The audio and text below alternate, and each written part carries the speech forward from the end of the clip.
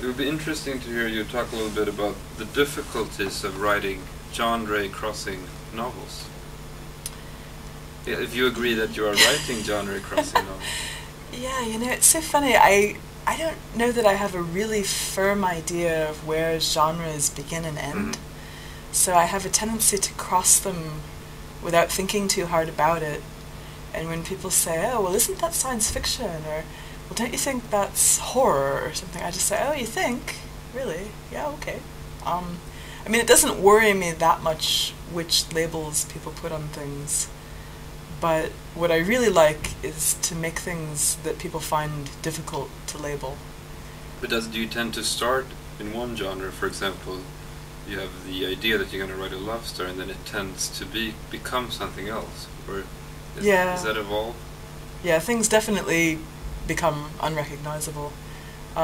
With this new book, there was no ghost in it for the first 2 years that I was writing it.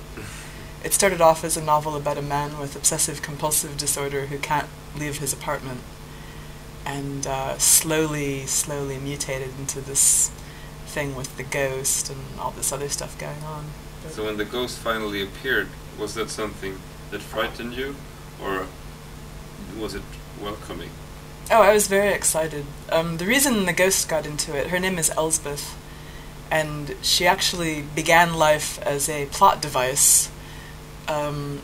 Two of the younger characters, these twins, they come over from America and they're living in this very expensive flat in Highgate, and there's no way in the world that these young girls could afford such a flat. And so I was racking my brain for mechanisms to get them where I wanted them to be. And I thought, okay, well, let's just have the big cliche and have a rich relative leave them this flat. And so then I created an aunt who I had killed before I even thought of her.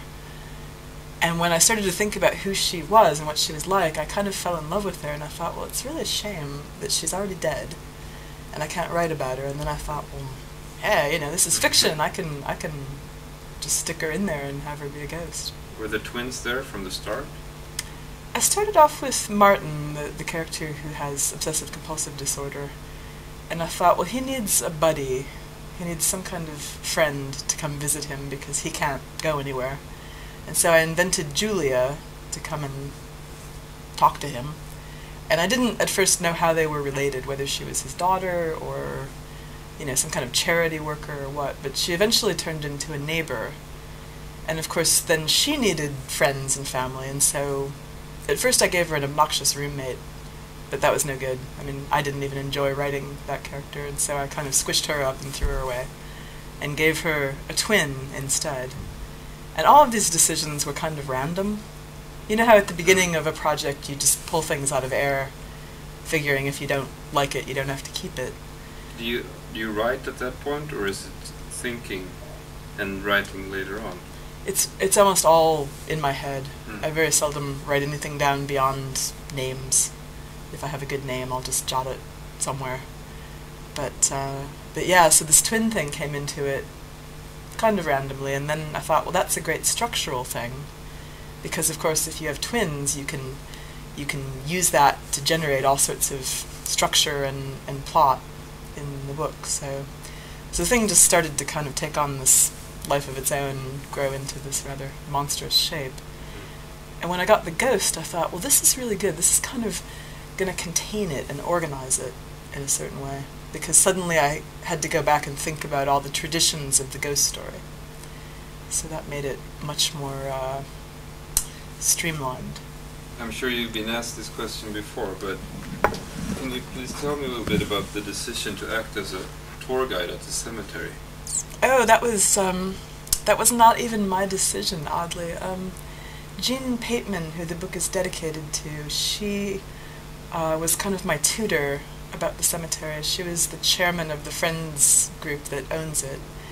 And there's a character in the book who's based on her, Jessica.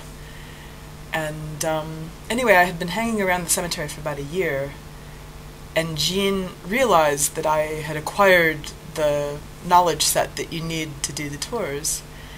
And Jean is very thrifty, and she doesn't let anything go to waste.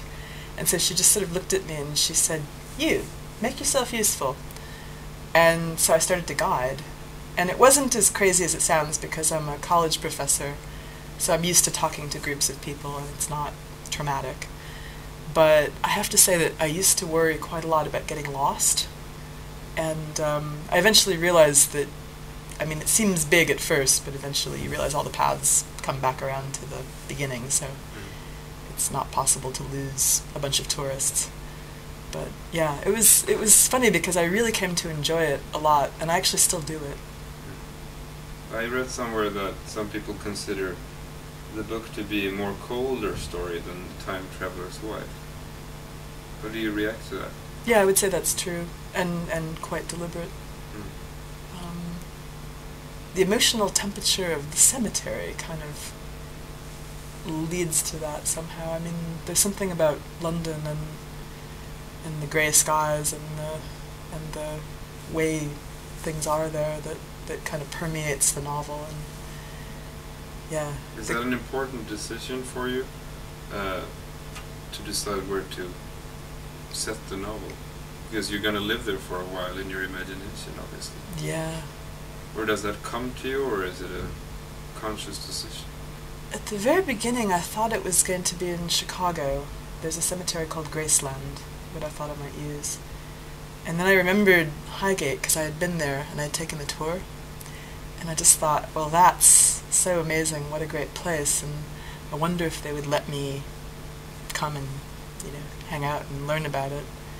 And I knew that it's kind of a world unto itself, which is attractive also. So yeah, I thought I would try. I mean, I didn't have high hopes of actually being allowed to do it, but... It's strange that it hasn't been used more in fiction. Or maybe it has, I don't know about it. Here and there. The first novel that I know of that's really set there in a big way is Tracy Chevalier's book Falling Angels, which is a historical novel. It starts in 1903. And Tracy and I have become friends, and she was very, very helpful with her knowledge of the cemetery. Interesting to hear you talk a little. Can you elaborate a little bit about the title? Or do you want it to be mysterious? The title of the book? Novel, yeah. Oh, yeah, in English it's Her Fearful Symmetry, which comes from the very famous William Blake poem. And the poem, the first bit of the poem goes, Tiger, tiger, burning bright, in the forests of the night, what immortal hand or eye could frame thy fearful symmetry? And the image in the poem is of this very beautiful, dangerous, lurking thing that's going to pounce out at you. And once you get into the book, I think people realize that the title has to do with Elsbeth, our ghost, who is charming and funny and lovely and wonderful, but becomes more and more of a monster as the book goes along. And so there's this kind of sense that something is eventually going to just jump